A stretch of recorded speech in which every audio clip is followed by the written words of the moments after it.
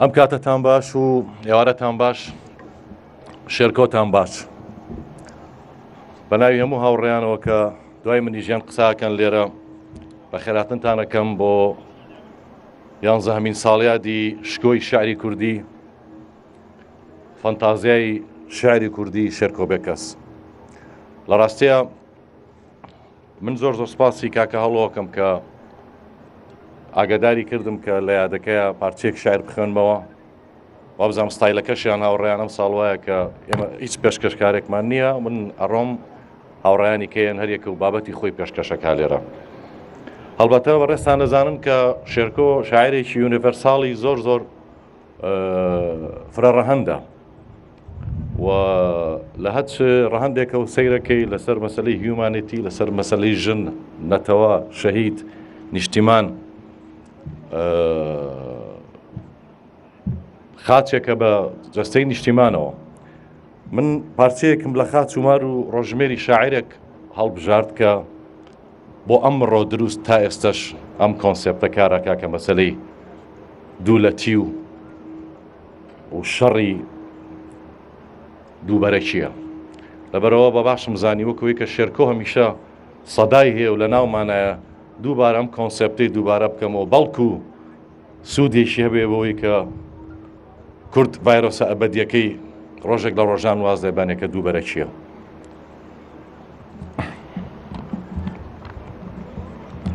بەشێک لە خاچ و مار و ڕۆژمێری شاعرێک.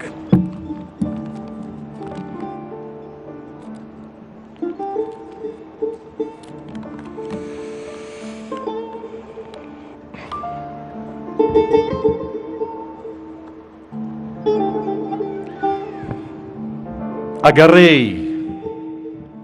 بەڵام تۆ دوو کەرتی، دوو جەستەی، دوو سەری و چوار چاوی، سەرێکە ئەوە تا لێرێ و گڵۆڵەی سەرابی کۆچێکە و ئەوی تروا لەولا کاکۆڵی دووکەڵە و لە لەشی دیرۆکە هەڵەسێ و لە گەروی دەربەند و شاخان تا جێژەنی مەراقە و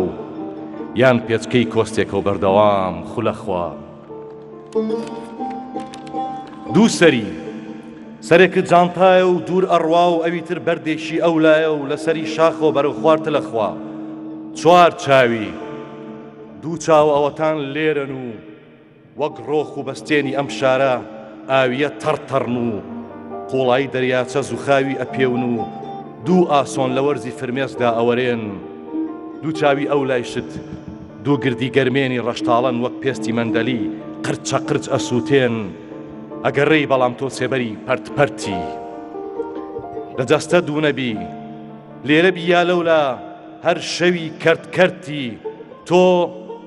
مێژووی ونبوون و کوشتنی، ئاشکرا بکوژرەی موعینیت، بەدزی بکوژرەی زوبەیحیت. تۆ مێژووی ونبوون و کوشتن و خۆکوژیت، تۆ مێژووی ونبوون و کوشتن و خۆکوژی. ئەگەڕێی بەڵام تۆ تارمایی هۆشێکی پەرتپەرتی. ئەو کاتەی کە لێرە وای لە ناو شعرێکی ئەوروپای ڕووناکە، هەمان کات لەولا شیوای لە ناو گریانی شعرێکی تاریکە. ئەو دەمەی تۆ لێرە لە ژووری شوشەدا و لە نێوان گوڵاندا دانیشتووی، هەمان کات لەو لایشی و کەوێکی ڕەشپۆشی ناو پرسەی کاولاشی. هەمیشە تۆ جەستە و تۆ بەژنی خاچێکی چوارپارچەیت. ئەو دەمەی کە لێرە ئەبیتە باران و ڕەهێڵەوە نووسیت، هەمان کات تۆ لەو لایت، یان شەختەی سەقزی، یان ژاڵەی ماردینی، یا تەمی قامیشلیت، یا ئاگری کەرکووکیت. تۆ مێژووی ونبوون و کوشتن و خۆکوژیت. بە شیری زولفقار گەردن هەڵفڕێ بۆ لای خوا سابڵاغیت. بە پرچی ژنێکی جوانکیلەی مۆدێرن هەناسەت ببەستن دەرسیمیت. بە لۆلۆی پشتێنی خەلیفەی ئەمەوی نەورۆز هەڵواسن حەسەکەیت. بە ژەهری چەپڕە و ڕاستڕەوی جیهانیش ڕق ببی هەڵەبجەیت. کە خۆیشت کوشت، کە خۆیشت کوشت ئەو ساکە تابوتی درێژی هەر هەموو وڵاتیت. شاخ ئیستە پیاوێکە کەوتۆتە سەر چۆک و سەری خۆی خستۆتە ناو لەپی دەستیەوە و بەردەوام تەماشای مردنی خۆیەکە. کەژ ئیستەژنێکە دەرەختی قژی خۆی ئەڕنێ و بەردەوام زریکەی باهۆزە و بەبەردی بنبنار لە سنجی خۆی ئەیە دەشت ئیستێکە ئەسپێکی سەوزباوی گڵاوە بەردەوام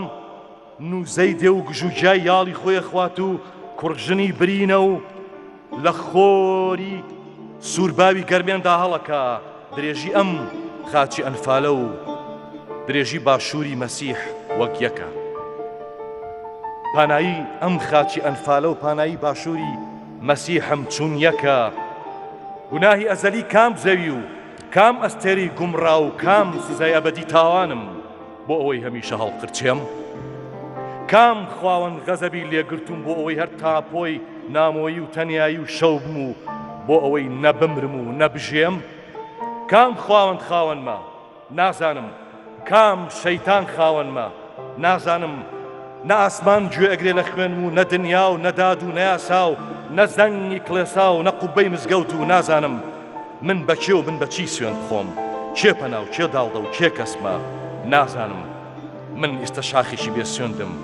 سوێندی من دووکەڵە و من خۆڵەمێشی هاوارم هەر خوێنی مەیومە و هەر کۆچی سەرە و لێژ ئەوەتەی کۆچ هەیە کۆچەکەم ئەوەتەی گڕ هەیە ئەسووتێم ئەوەتەی ئاو هەیە ئەخنچێم ئەوەتەی تیغ هەیە قوربانیم ئەوەتەی خاک هەیە بێ خاکم ئەوەتەی شاخ هەیە من تلۆرە بمەوە ئەوەتەی دار هەیە لێی ئەدرێم من لە پێش موساوە ئاوارم پێش مەسیح من خاچم پێش قوڕیش من زیندە بەچاڵ و پێش حسەین من سەری بڕاوم هەم دیسان نەفرەتی خۆکوژیم هاتەوە نێو خوێنم و هاتەوە کاولاشی ماڵەکەم هەم دیسان ئەو دەستم ئەم دەستم ئەکوژێ و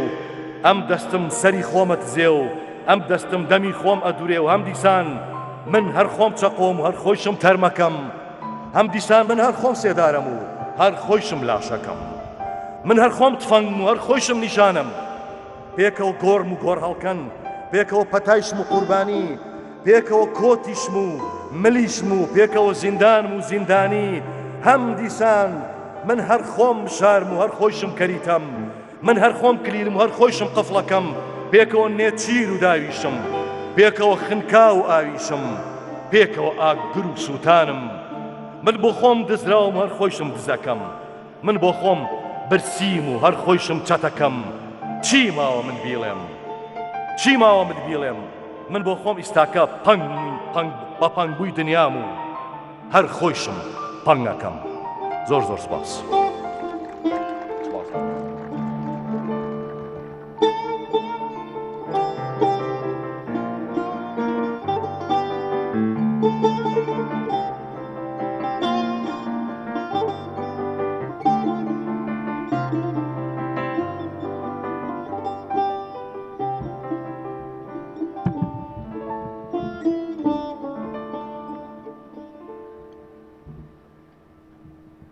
ئێوارەتان باش هەمولایەک شێرکۆ ڕووباری وشە و قەڵای هەڵوێست یادکردنەوە و باسکردن لەبارەی ژیان شعر و جیهانبینیەکانی شێرکۆ بێکەس بێ موتر بەکردنی بە ژن و جوانیەکان و دۆزەکەی لارەسەنگە تا ئاستی تابلۆیەکی جوانی داهێنەر بە خوار و خێچی و کەمڕەنجی ببینی چونکە کە سەیری شێرکۆ وێنەی ژن لە شعرەکانیدا دەکەیت تێدەگەی ژن چەند گەورە و جوان و بەهادار و پێشەنکارە وێنەی ژن لە بەرهەمەکانی شێرکۆی مەزندا ڕنگاڵەیە زیاتر لە 40 بەرهەمی شعری 40 تابلۆی جیاوازی یەک لە یەکتری جوانتر و بەنرختر بۆ ژن نووسیوە شێرکۆ بێکەس لە بڕواوە شعری بۆ ژن دەنووسی ئەو ژنی بە ژمارە وەکو نیوەی کۆمەڵگە نەدەبینی بەڵکو هەندێک جار باڵاتر و بەرزتر و وێنای دەکرد ئەو دەیزانی جوانی و بەهای ژیان پێشکەوتن بێوزە و بیرکردنەوەی نیوەی کۆمەڵگە کە ژنە نابێت و ناکرێت هەر بۆیە ناکرێت بچەوسێنرێتەوە یا لە بەشداریکردن لە ژیانی شایستەدا قەدەغە بخرێتە سەر شێرکۆ بێکەس خێزان و پەروەردە و گوتاری پیاوە ئاینیەکانی ئاینیە فندەمنتاڵیستەکانی بە هۆکاری چەسانەوەی ژنان دەزانی، چونکە ئەوان بەردەوام بە ناوی پیا و خوا و نەریت ژنیان وەکو تابۆیەک پێناسە دەکرد و دادەپۆشی. شێرکۆش لە کاروانی تێکۆشانیدا بۆ ئازادی هەمیشە ژنی ڕوود دەکردەوە لە نەریتەکان و دژی کۆتەبووەندەکانی ئاین دەوەسایەوە. ئەوە تا لە کۆپلەیەکی قەسیدەی ئێستا کچێک نیشتمانمە دەڵێت: من مێینەی ناو بەهاری قەدەغەم و شەو و ڕۆژیش لەژێر چاودێری دووربینی منارەدام. باڵەکانم بۆیان نییە بە دوو پەنجەیش تەوقە لەگەڵ باڵە نێرینەکاندا بکەن. من چارەنووسی حرامم، وەکو جەستەم گوڵێک حرامم، ناوێک حرام، گۆرانیەکی حرام و شەرابی ناو قەسیدەیەکی حرامم. ئەگەر شعری ئێرۆتیک و ڕۆمانسی بەشی زۆریان لایەن بە جەستەی ژندا کرد بێتەوە، ئەوە شێرکۆ جیاواز لەوە کاری کردووە. بێگرەژنی کردوتە دیمەنی جوانی ئازاراوی ناو شعرەکانی. ڕخنەی لە مێژووی بە قوربانیکردنی ژن گرتووە، ڕخنەی لە باوک، لە برا، نێرینە، شۆڕژێرەکان و دەسەڵاتی مزگەوت گرتووە. بانگی ئازادی ژنی بەگوێیاندا داوە.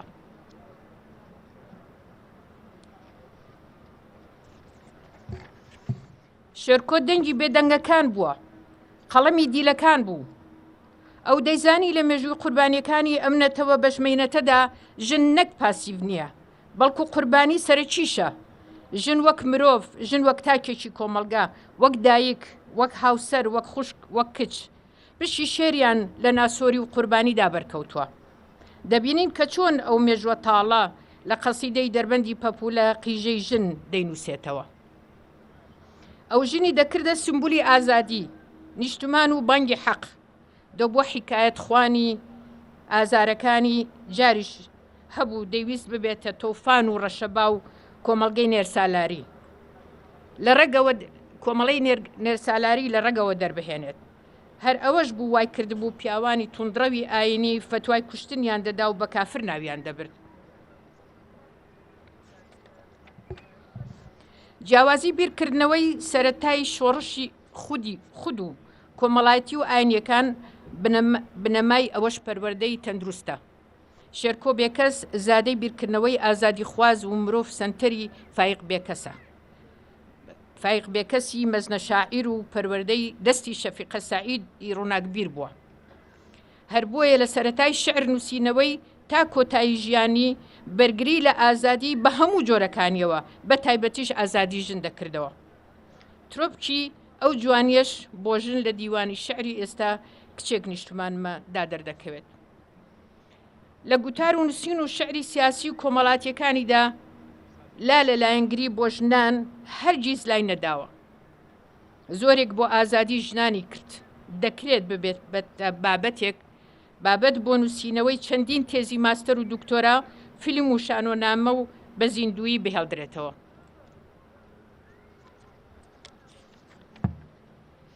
لە کتێبی خاچ و مار و ڕۆژمێری شاعیرێکدا شێرکۆی مەزن لە بەشێک لە سوورەتی ئەوینی کتێبی شاخدا بۆ ژن دەڵێت: من بە زمانی دەربڕووی ئێوە ئەدوێم، زمانی ئاخ، زمانی داخ. یەکەم سوورەت لە باراننامەی ئێمەدا لە ژنەوە دەست پێ ئەکات، ئەوە سوورەتی ئەوینە. لە مەملەکەتی شعردا ژن پاشایە و پیاوگەدایە.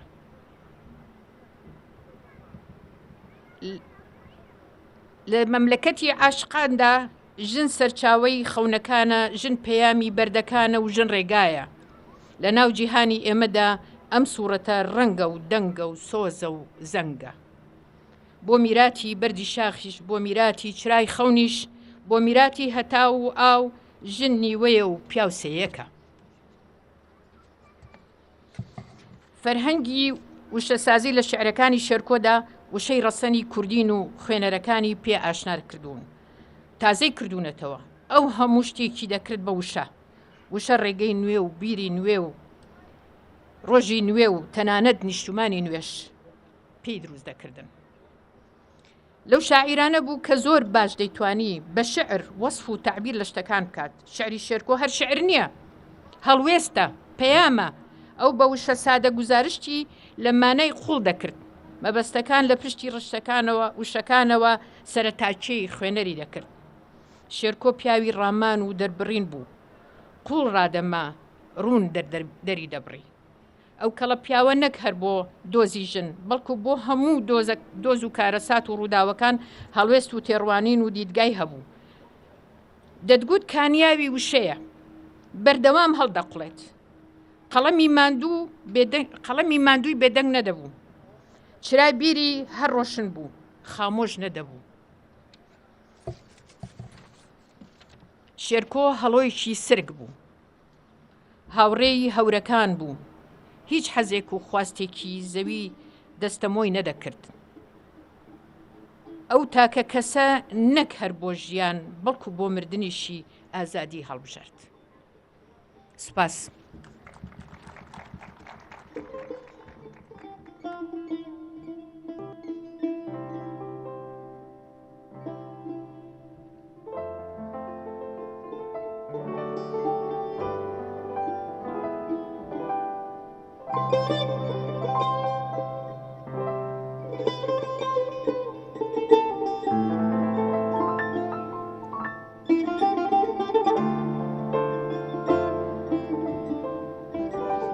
کاتتان باش. قسەکانی من زۆر کورتە بێت، هەر ئەوەیە کە ڕای ئەگەێنین لێرەوە کە مۆزەخانەی مامۆستا شێرکۆ لە نهایەتی مانگینۆ ئەکرێتەوە. ئەم مۆزەخانەیە زۆر بە کورتی لەگەڵ تیمێکی زۆر پرۆفیشنەڵی بیانی و تیمێکی ناوخۆیی ماوەی ساڵێک و 5 مانگە ئیشی تیاکەین. و مۆزەخانەکە هەوڵدراوە بە شایستەی پێگەی مامۆستا شێرکۆ بێت. من لێرە و باسی مۆزەخانەکە ناکەم چی لە خۆیەگرێ بێ بێن سەردانکەن و بیبینن، بەڵام ئەوەیە کە مۆزەخانەکە جگە لە پیشاندانی پرۆسەی شعری مامۆستا شێرکۆ لەگەڵ پرۆسەی سیاسی و کۆمەڵایەتیەکەیە، هەوڵیش ئەدرێ بێت بە شوێنێک بۆ بەرهەمهێنان و ڕەخنەی ئەدەبی تازە، چونکە مۆزەخانەت بە تەنها پارێزگاریکردن نییە لە شتە کۆنەکان، بەڵکو پێگەیەکە بۆ داهاتوو. مامۆستا شێرکۆ ئەبێت ببێت بە پاشخانێک بۆ هەموو ئەدیبە تازەکان. زۆر قسەی کە ناکەم، بەس هیوادارم لە نهایەتی مانگینەوە سەردانی مۆزەخانەکە بکەن و هیوادارین شایستەی پێگەی مامۆستا شێرکۆ بێت. زۆر سوپاس.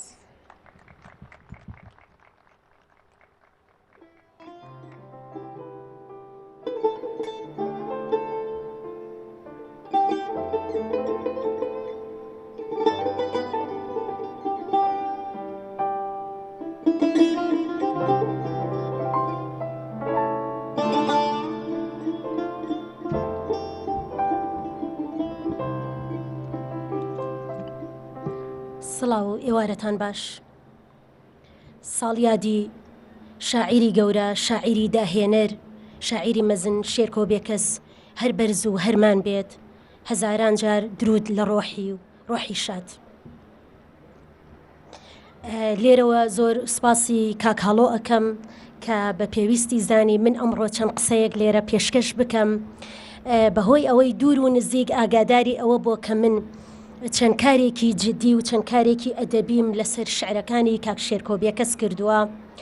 ئەوەش لە سۆنگەی بەرپرسیارەتی خۆم بووە بەرامبەر ئەدەبیات، بەرامبەر ئەو پیاوە گەورەیە و بە هیوام ئەو کارانی کە من کردومە هەوڵێکی خاکەڕایی بن لە ئەدەبیاتدا و جێی خۆی بگرێ. زەریای شعری شێرکۆ بێکەس مەودایەکی زۆر دوور و درێژ و فراوانی هەیە. هەر لە پۆستەرە شعر و دەقیواڵا و ڕۆمانە شعر و بەخشانە شعر و یاداشتنامەکانی شایەنی قسەی زۆرە، قسەی زۆر هەڵدەگرێ وەقسەی زۆریشی لەسەر کراوە بە تایبەت لە ناوەندە ئەکادیمیەکاندا لە ناو هەرێمی کوردستان و وڵاتانی دەرو دراوسێ و تەنانەت وڵاتانی دنیاش چونکە شێرکۆ هەمومان دەزانین کە سیمبولی داهێنەر و سیمبولی گۆڕانکاری شعری کوردیە لە ئەدەبیاتی کوردی و لە جیهانیشدا جێی خۆی کردوێتەوە. من دەمەوێت لێرەدا چەند تیشکێک بخەمە سەر ئەو لایەنە گەورە و گرنگانەی ئەو بابەتە تێر و تەسەلانەی کە لە ناو شعری شێرکۆ بێکەسدا من کارم لەسەری کردووە. لەوانەیە کارەکانی من لێکۆڵینەوەکانی من کارێکی دەگمەن نەبێ، بەڵام هەوڵێکی جددی بوون هەر یەکەیان لە دووتوێی کۆمەڵێک پەڕەدا کە تا ئێستا چاپم نەکردوون و بڵاویشم نەکردوونەتەوە. یەکێ لەو کارانەی کە من کردومە، یەکێ لەو لایەنە گرنگانەی ئەو تەوەرە گرنگەی لە شعری شێرکۆ بێکەسدا ڕەنگی داوەتەوە هەستی نۆستالیژیە، گەڕانەوە بۆ ڕابردوو، بۆ یادەوەریەکانی ڕابردووی خۆی. ڕابردوو لە شعری کاک شێرکۆدا هەمیشە ئامادەیەکی زیندوو بووە. یادەوەریەکانی کاک شێرکۆ بێکەس پڕە لە یادەوەری تاڵ و شیرین، بەڕووداوی ناخۆش و پڕ بووە لە تراژیدیا، لە کارەساتی جەرگبڕ، لە بێ باوکی، لە نەهامەتی، لە ئاوارەیی، لە مەرگەسات. هەموو ئەم یادەوەریانە کاک شێرکۆ بە نۆستالیژی کردوون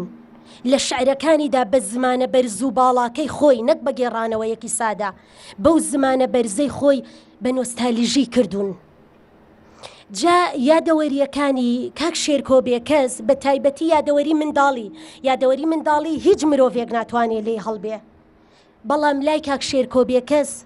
شعرگەلێکی زۆر هەیە کە باسی یادەوەری منداڵی خۆی دەکا، باسی دایکی دەکا، باسی باوکی دەکا، باسی گەڕانەوە بۆ زێدی خۆی کاتێک کە دوور بووە، باسی شار و شەقام و کوچە و کۆڵانی دەکات. ئەمانە نۆستالیژیای تاکن، پەیوەستن بە خودی خۆیەوە، بە هەستی نۆستالیژی خۆیەوە. بەڵام لە زۆر شعریشدا کە باس کە هەستی نۆستالیژیای گشتی پیشان دەدا کە ئەمانە پەیوەستە بە مێژووینەتەوەیەک، پەیوەستە بە باسکردن لە مەرگەساتی کیمیابارانی هەڵەبجە، مەرگەساتی ئەنفال، لە شاڵاوی بەعز، یان بۆ نمونە لە یادەوەری گێڕانەوەی جارانی سلەیمانی، چۆنیەتی ژیانی خەڵکانی سلێمانی. ئەمانش چین نۆستالیژی گشتین. من ئەم لێکۆڵینەوە ئەدەبیات لە دووتوێی سەد لاپەڕەیەکدا تەواوم کردووە و نووسیمە و کە ئامادەی چاپە. من تەنیا دەتوانم چونکە کاتم کەمە بۆ ئەوەی پابند بم بکاتەوە باسی ئەو لایەنانی تریش بکەم کە ئیشم لەسەری کردووە. لەسەر نۆستالیژی بە دووسێ شعری بچووکتان بۆ بخوێنمەوە.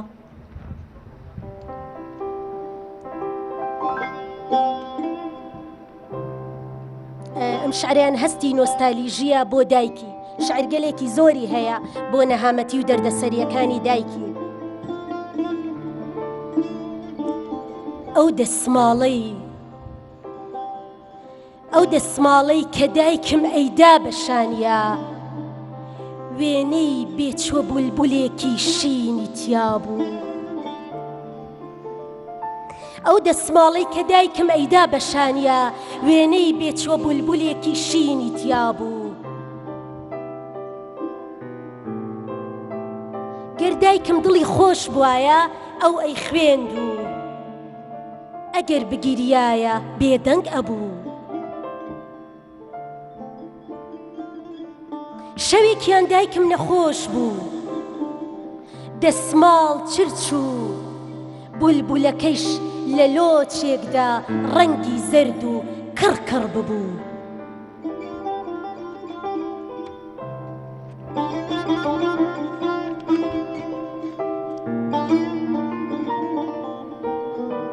لەسەر نۆستالیژیای منداڵی و یادەوەری منداڵیش یەک شعری بچووک دەخوێنمەوە.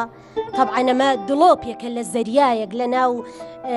بە نۆستالیژیاکردنی شعرەکانی کاک شێرکۆ. لە کاتێکدا کە منداڵ بووم، لە کاتێکدا کە منداڵ بووم، خۆشەویستی لام ئەوە بوو شەوی جەژن تا بەیانی چاو هەڵدێنم لەگەڵ خۆمدا دەست لە ملان پێڵاوی تازە دەنوێنم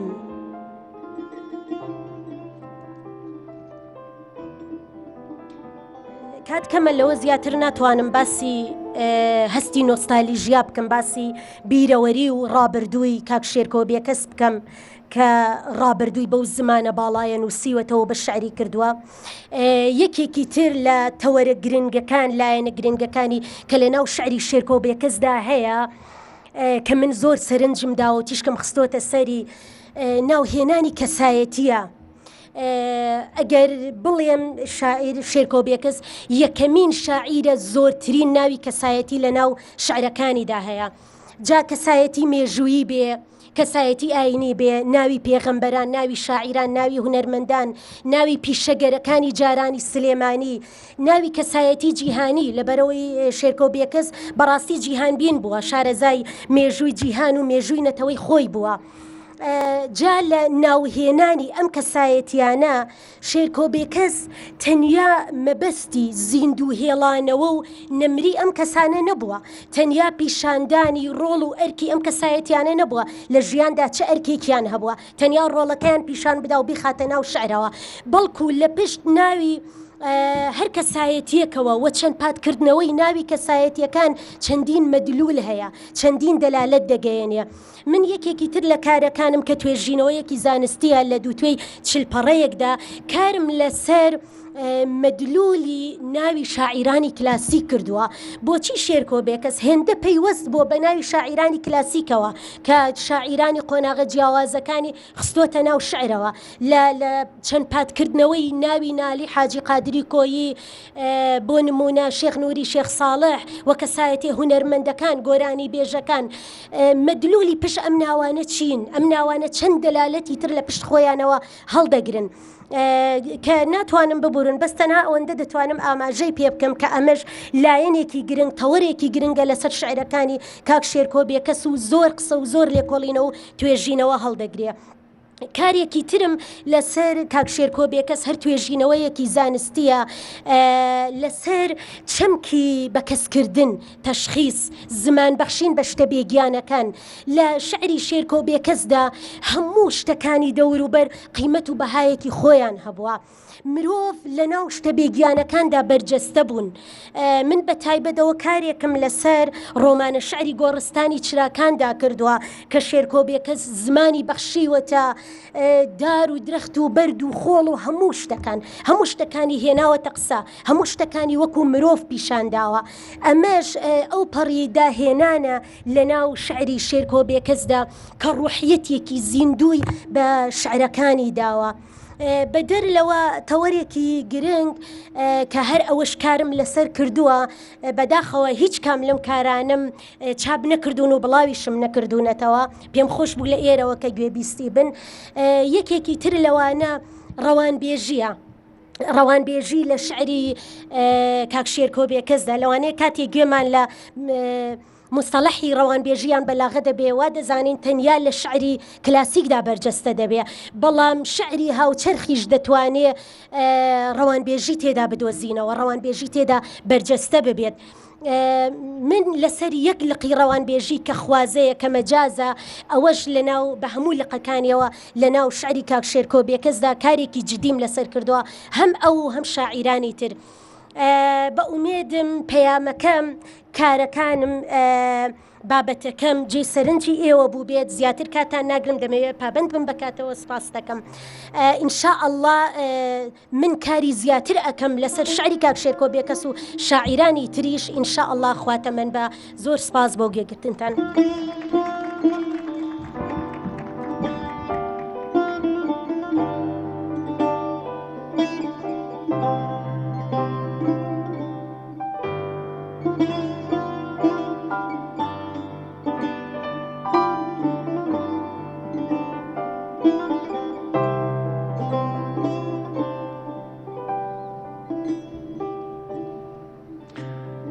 ئێوارەتان باش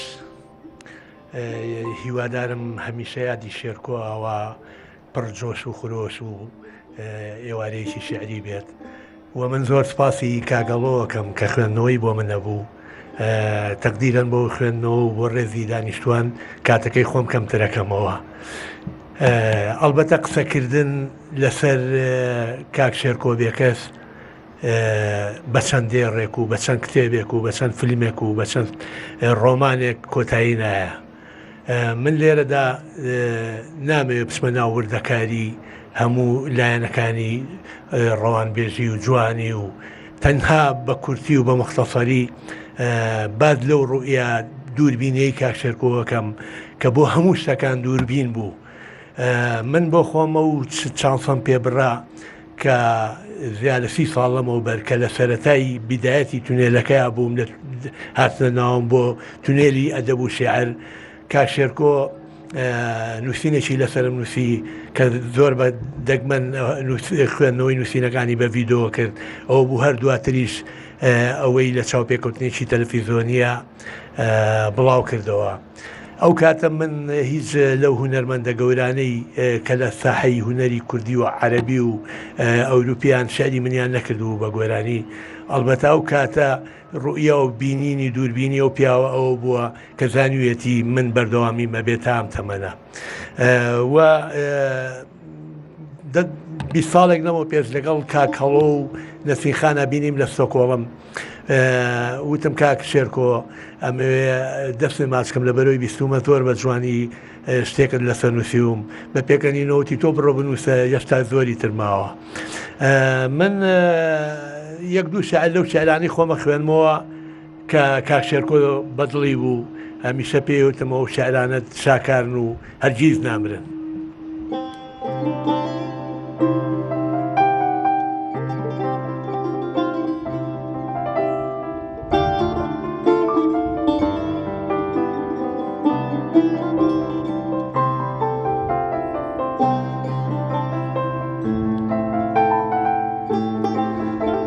تەمەنی پڕەسلینم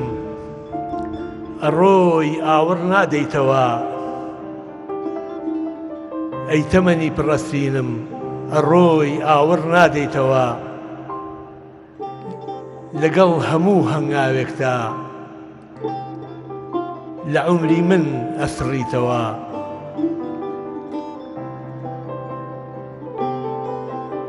خۆزگە منیش وەک پەپولە گشت تەمەنم وەرزێک وایە دوور لە خەم و تاڵی ژیان تەنیا گوڵم بەناسیایە ڕێگام سەودای تەنیاییە و کەسێک نایە بۆ سەردانم ئیتر چی بکەم لەم تەمەنە کە لە هەمووی پەشیمانم لە گریانی مناڵیمە پێکەنینم بەخەم ئەهات کەچی ئێستا خەم دەریایە و بۆ کەنارم شەپۆ دەدات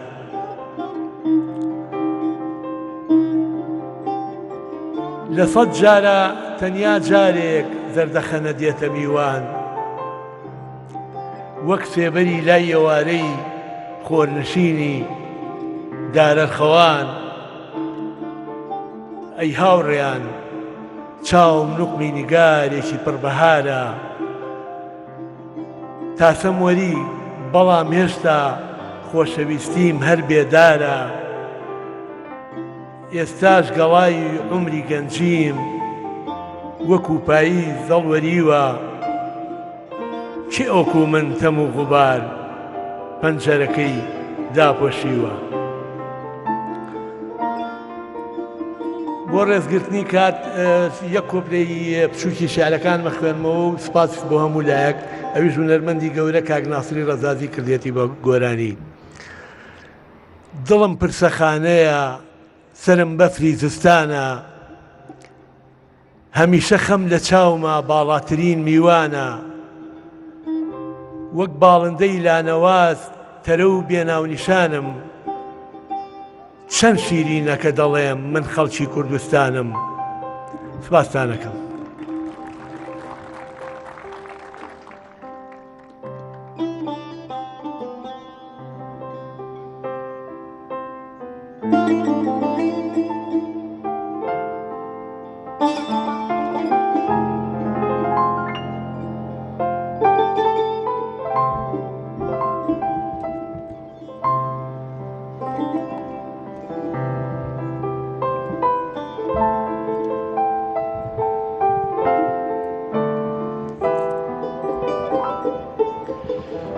خوشکوبرانی عزیز،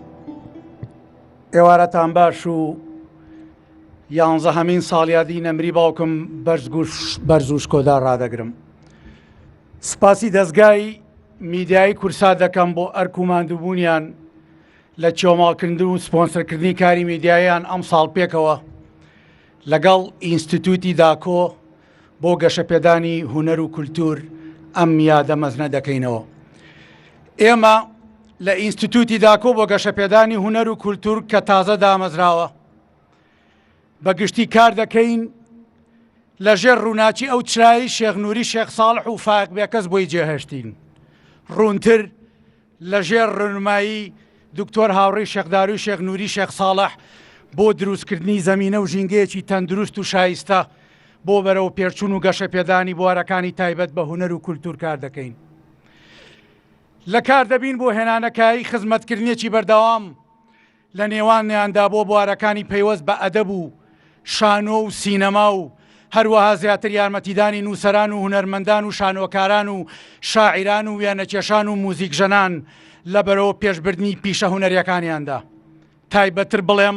نۆژەنکردنەوەی شوێنەوارە مێژووی و کولتوریەکان و کتێبخانە و شوێنەوارە ئاینیەکان بێ جیاوازی، چاپکردن و بڵاوکردنەوەی کتێب و بەرهەمی گۆرانی و موزیک و کۆڕ و مێزگرد و سێمینار و فێستیڤاڵی هونەری و کولتوری. بەڕێزان، دامەزرانی ئینستیتوتێکی قازانجنەویستی لەم شێوەیە گەلێ گرنگە بۆ بەرەو پێشبردننی دنیای ئەدەبی ئێمە لە شاری سلێمانی کە خۆی پایتەختی هونەر و کولتورە. لە کارنامەکانیشماندا ئاماژە پێکراوە کە دەرگامان بۆ هەموو کەسێکی شیا و ئاواڵەیە بۆ خزمەتکردنی هونەر و کولتور. بەر لەوەی پەخشانە شعرێکی کورتی خۆم و چەند کورتە شعرێکی باوکم پێشکەش بکەم، جارێکی تر سوپاسی ئەرچی هاتنی ڕێگای دوور و نزیکی ئێوەی ئازیز دەکەم و سوپاسی تێگڕای هاوڕێیانی بەشداری ئەم یادە مەزناکەم لە نووسەران و هونەرمەندان و موزیکژەنە خۆشەویستەکان. سوپاسی گروپی مۆسیقای لور دەکەم بە تایبەتی کاک هونەرمەند کاک نزار زێوەی و کاک ڕۆژازاد و ئینستیتوتی داکۆ بۆ گەشەپێدانی کولتور و هونەر. جاری تر سوپاسی تۆڕی میدیایی کورسا دەکەمەوە کە هەمیشە پاڵپشتووە لەم یادانەدا. سوپاسی تایبەتیم بۆ کاک ئاری ئەنوەر بەرپرسی بەرنامەکانی کورسات و کاک توانە ئەمین و کاک هاوکار عەلی و کاک سوورێن ناتێق. سوپاسی تایبەتیم بۆ دنیادی کۆر کاک هێرشی حامید ساڵح و سوپاسی تایبەتیم بۆ کافێجان کە هەمیشە خۆی وەکو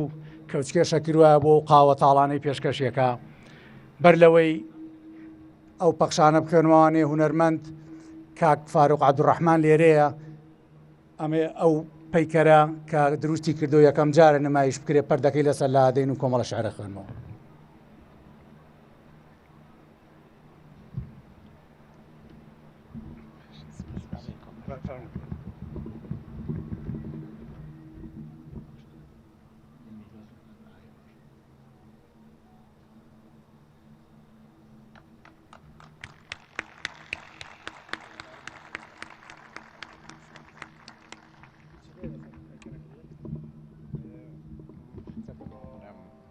طبعاً پێش من چەند کەسێک هاتووە باسی یادی شێرکۆی مەزنی کردوتەوە. بەو یادە ڕوحی لە ناومانە ئەسوڕایەوە، بەڵام دەبواە پێشە مشتێک پردە لەسەر پەیکەرەکەلا ببرایە بۆ ئەوی جەسەشی لەگەڵمانە بسوڕایەتەوە. سپاس.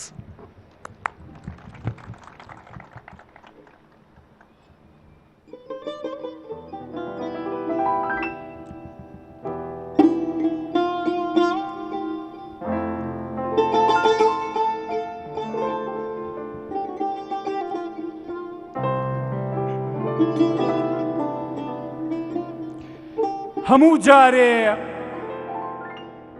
لە خانەی حەسرەت لێ نیشتووی ئەم کۆچەتە کە دا ئەنیشم و دەسەخەمە ژێر چەنەی یادگار کە دڵۆب دڵۆب غوربەت و بیرکردنی تۆی لێ ئەچێ و گیانم بەکا بە نواڵەی خۆشەویستی درەختەکانی پارکی ئازادی. لەو دەمەدا کە گرێچۆرەی ئەم سووتانەی کۆچەت ئەدەمە دەست خۆشەویستی بیکاتەوە، تاکو ئەو حەسرەتە لە ئەلبومی وێنەکان تا شەوق باتەوە. ئیتر ئەو ئەلبومی دووکەڵانە دەرەهێنم کە بۆنی شقی تۆیان لێ دێ، ئیتر خەیاڵمی تیا ئەپشکوێ و بۆنی دواجگەرە و ڕەنگی دوا شعر و دوا بیرەوەری تۆ ئەگرێ ئیتر لە ڕێگەی ئەم ئەلبوم و وێنانەوە چمە ناو ڕووناچی چاوەکانتەوە و دەسەکەمە گەردنی شعرەکانت ئیتر لە ڕێگای ئەم ئەلبومە وێنانەوە ئەچمە ناو وەرزی سووتان و هەڵقرچانی گوڵەکانی پارچی ئازادیەوە نازانم ئەو وەختەی وێنەکانی ئەم ئەلبومە نوری خۆی ئەکا بە شەوقی خەڵوەت و یادگارمە سەرتاپام لە یادەوەری ئاخر ئەکا من چی بکەم نازانم چۆن نور و بروسکەی ئەم ئەلبومە بدوێنم بڵێم چی من چی بکەم بۆ ئەوەی یادگارەکانم بە دواوێنەی تۆیە بپژێ و سووتانم سەوز بێ بە باڵای پارچی ئازادیە هەڵزنێ دڵنیام کە ئەم ئەلبومی یادگارانە ئەگرم بەدەستەوە تاریکی بەرچاوی مانگی ئابم ئەڕەوێتەوە تینوێتیم ئەشکێ و مەلولیم چرۆ ئەکا ئاسمانی ڕۆحی شاعیر پارچی شاعیرەکەی پارچی ئازادی نیشتیمانیش باوەشی پێاکا و هەنگەکانی باخی ئەم ئەلبومەش دێ و کۆمەڵێ ماچی شیرین و سوپاس و دەستخۆشی بەندە و تێگڕای ماڵباتی بێکەس پێشکەشی تێگڕای میوانانی ئازیز و تۆ ئەکا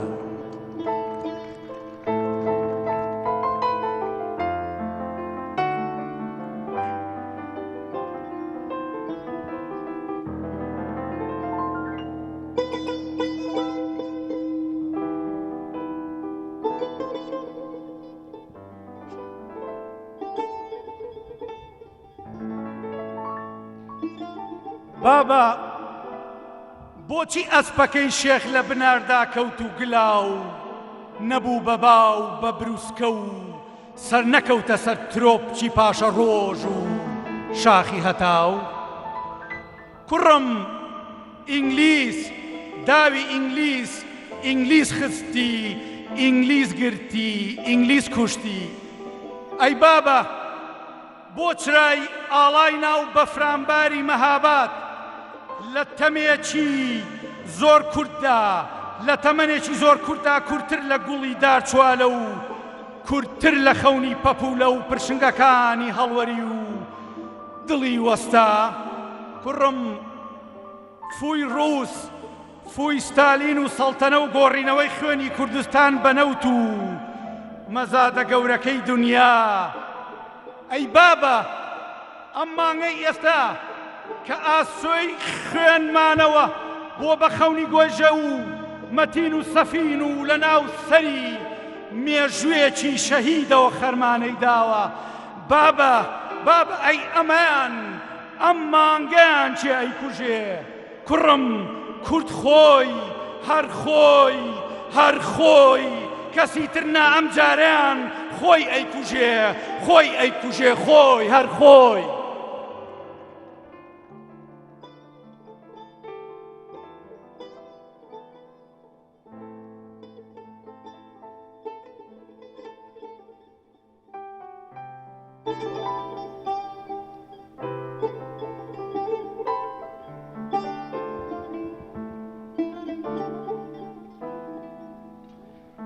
هەموو جارێ کە سەرەخەیتە سەر شانم وەختی ئەچمە ناو قشتەوە لە ناو ئەودا ئەبم بە پەپولەی وێڵ ون ئەبمونایەمەوە هەموو جارێ کە دەزەخەیتە ناو دەستم ئیتر ئەو پێنج پەنجەی دەستم ئەبێ بە پێنج وردەماسی و ئەچنە گۆمی چاوانتە و ون ئەبنونایەنەوە ئەو وەختەی من ئەگەڕێمەوە بە ناو خۆم ئەو کاتەیە کە تەنیام و تۆ لەوێنیت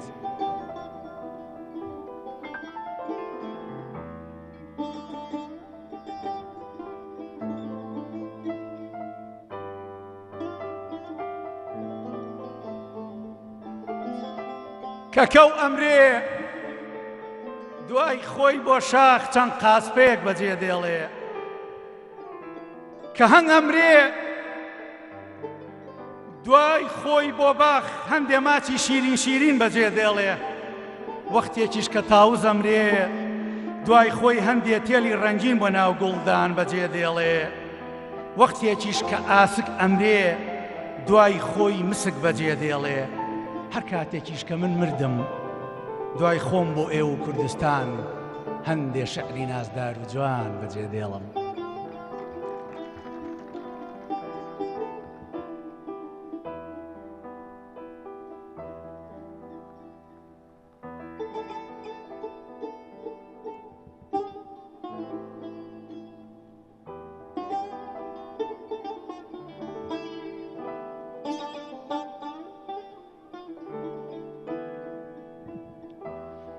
لە دوای خنکانی هەڵەبجە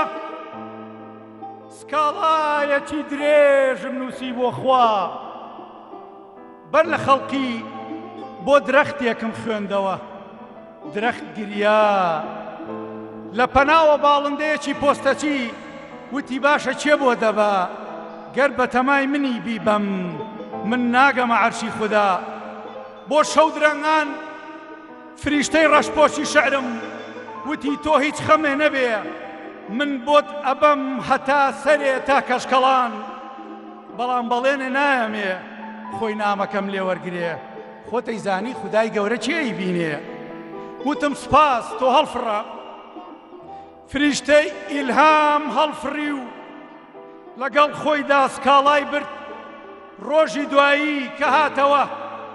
سکرتێری پلە چواری نووسینگەی خوا و بێت ناوێ هەر لەسەر هەمان سکاڵا و لە دامێنا بە عەرەبی بۆی نووسی بووم گەوجە بیکە بە عەرەبی کەس لێرە کوردی نازانێ و نایبین بۆ خوا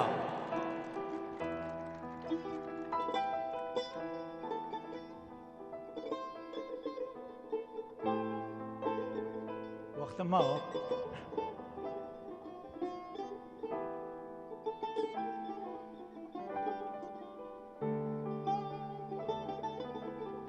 پێشکەشە بەوانەی مێژوێکی ترە شێوێنن نێران نازانن من گۆمم نازانن هەر بەردێ تێمەگرن ئەوانیش لە بنما ئەبنەوە بە ژووری پڕگەرا بۆ شەعرم ئەم قسەیەش تەنها وەرامێکە کە من بیدەمەوە پێشکەشی ئەو بەردانەی کەم زۆر سپاس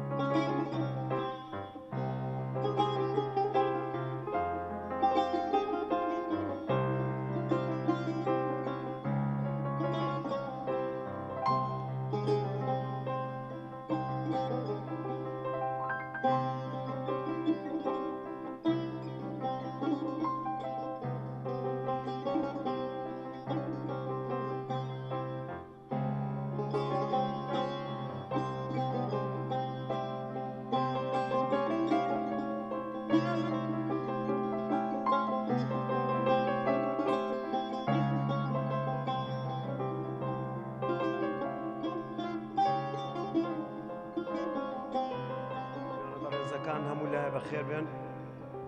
من گۆرانی بێژم شاعیر نیم تا لەسەر قسەکانی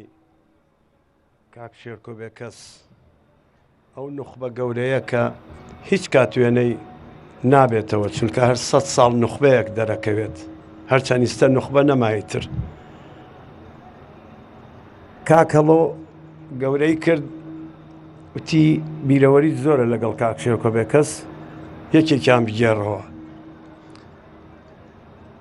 وە بزانم ساڵی 1970 بوو هاتەوە بیرم ئەنفالەکە بوو ئێمە 15 ڕۆژ لە ناو سیارەیەکدا بووین لە ناو ماشێنێکدا بووینیان ترمبێلێک پێکەوە لە مونشن یا مونیخ لە پشتی شانۆ دانیشت بووین من بووم کاک بەهجەت یەحیا بوو کاک ڕزگار خۆشناو بوو کاک شوان پەروەر بوو کاک پەرویزی جەهانی بوو کە ئێستا نەماوە کۆچی دوایی کردووە ڕۆژهەڵاتی بوو ئەوانی ترم لە بیر نییە خانمێکات پەرداخی بیرە بەم دەستیەوە بوو گوڵێکیش بەو دەسەکەیەوە هاتوو بە ئینگلیسی وتی کامەیە شێرکۆ بێ کەس ئێمە شتمان ئەوەیە دانیشتووە کچەکە گوڵەکەی دا بە کاک شێرکۆ و باوشی پیا کرد کچەکە دیارە شاعر بوو بەڵام خەڵکی باکوور بوو کوردی نەدەزانی وتی بە کاک شێرکۆ وتی can you speak English ئەویش وتی نەوەڵا تۆ کوردی نازانی کچەکە وتی نەوەڵا وتی can you Deutsch وتی نەوەڵا تۆ عەرەبی نازانی وتی نەوەڵا وتی بۆ کوردی نازانی وتی ئەمە لە تورکیا پەروەردە بووین و نەمانتوانیوە لە فەرەنگ و کولتوری خۆمان کەڵک وەربگرین و تازە خەریکی گڕ و گاڵین گەنجێکات چونکە کچەکە هەوڵی ئەدا کە چونکە خۆی شاعر بوو لەگەڵ کاک شێرکۆ قسە بگۆڕنەوە گەنجێکات وتی با من ئەتوانم بمە وەرگێڕتان کاک شێرکۆ وتی باشە کچەکە قبوڵی نەکرد و گوڵەکەی دا بە کاک شێرکۆ و پەرداخە بیرەکەی لەبان مێزەکەەوە دانا و ڕۆیشت زۆر تێکچوو کاک شێرکۆ ون بوو دوای 20 دقیقە هێشتا ئەمە نەچبووینە سەرشانە و هاتەوە و کاغزێکی بەدەستەوە بوتێ و کاغزت با لە لابێ وتم باشە چونکە ئەمەی لە بیرەوەریکان نەباس کردووەڵێ لەگەڵ کاک عومەر شێخ مووس لە سڤەیە بێگەن ناسی ڕزازی ماندی ئاوا تمشای کاغەزەکەم کریستە هەڵم گرتووە سکانم کردووە لە ناو ئالبۆمەکەدا هەڵم گرتووە دوایی داوای کرد پێم دایەوە لە دیوانەکەدا چاپی کرد ئەڵێ کە تۆ ڕۆشتی کورسیەکەت و تەڵێ گوڵ و پەرداخەکەت لامانەوە یەکەمیانم کرد بە شاتەختی شیعرێکم دووەمیانم لە قەراخ ڕۆحمان ڕوانەوە سێمیانم پڕ کرد لە ماچی ئەو دەمە و هەڵم بڕی بیخۆمەوە کەچی من خۆم تیاتوامەوە زۆر سپاس بۆ ئێوەی بەڕێز من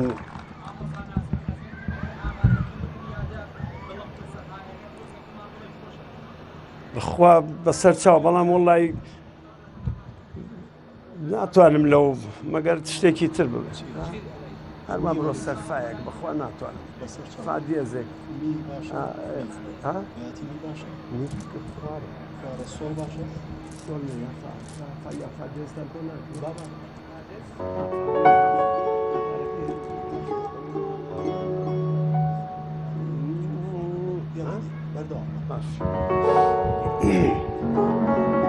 کاک شێرکۆ هەزار جار یادی بە خێر حەزی لە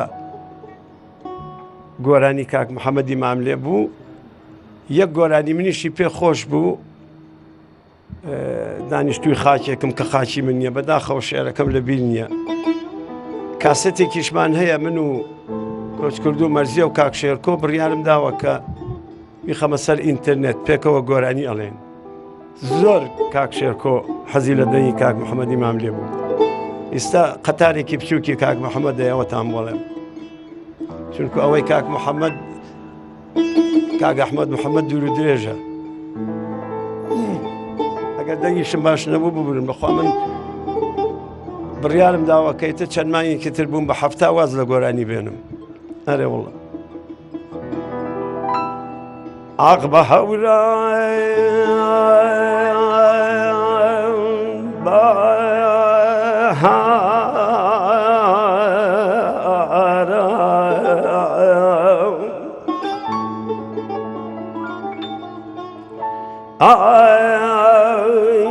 عیشی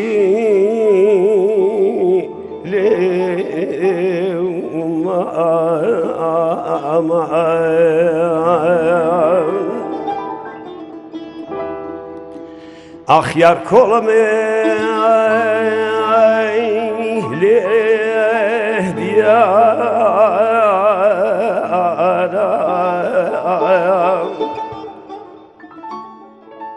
ئەرێم بدا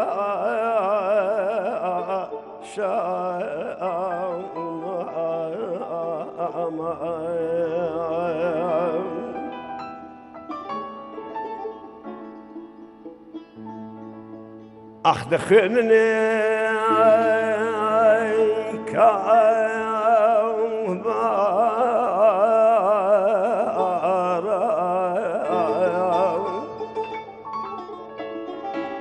أرد أفتي من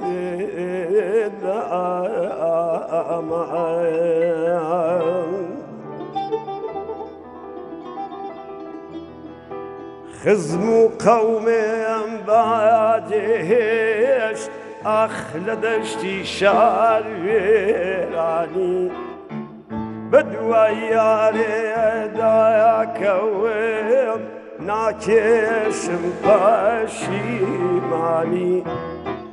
مردن شاترايا لو حالايا أخبوتي مزين دايا قاني مردن شاترايا لو حالايا أخبوتي مزين دايا قاني لبيج الزوير لميجايا يا رسيلة كردو من رايا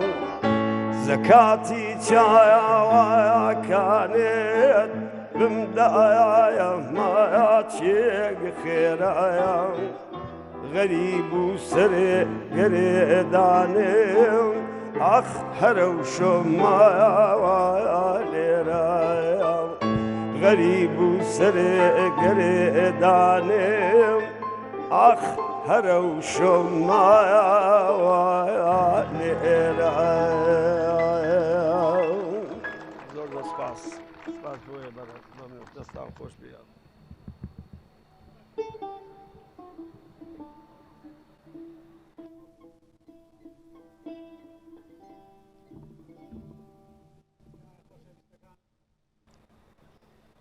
هاوڕانی عزیز لێرەدا کۆتایی بە بەرنامەکان دێنین بە منیان وت کە زۆر سپاسی ڕێگای دوور و نزیکی هەمووتان بکەم سپاسی هەموو هونەرمەندان و نووسران و شاعران و بەشداران بکەم هەتاکوکردنەوەی مۆزەخانەکە بەخواتان ئەسپێرین و سەرچاواناتن.